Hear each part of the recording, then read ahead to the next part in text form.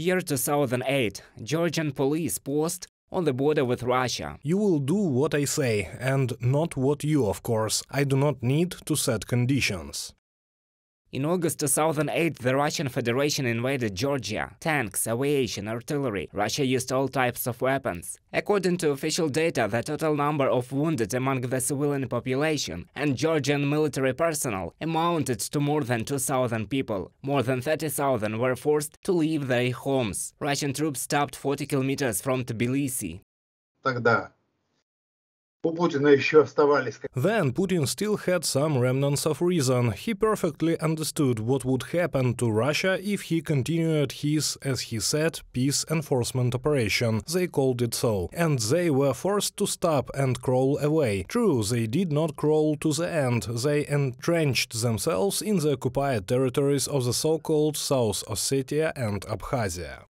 Both Dmitry Medvedev, then President of Russia, and Prime Minister Vladimir Putin later admitted that the Russian government planned the invasion as early as 2006 to prevent Georgia's integration into the EU and NATO. More than 20% of the country's territory is still occupied by the Federation. Russia has not yet implemented the 6-point ceasefire agreement brokered by the European Union.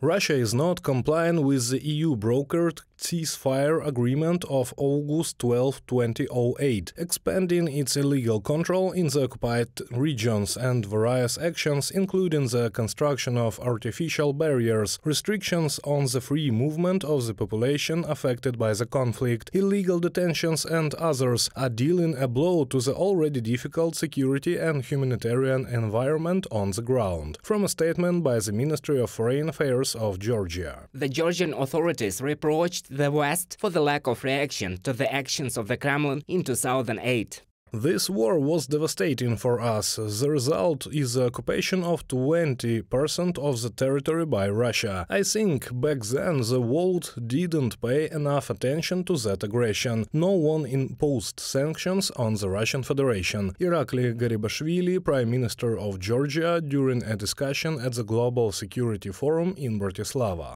But the politicians themselves are willing to move closer to Moscow. So in 2012, the Georgian Dream Party, immediately after winning the elections, began to develop economic and trade relations with Russia. And after the start of the full-scale invasion of the Russian Federation into Ukraine, official Tbilisi did not join the anti-Russian sanctions. On the one hand, Russia is playing a very subtle political game, and on the other hand, our authorities turned out to be quite greedy. Let's just say that you can make money in Russia now.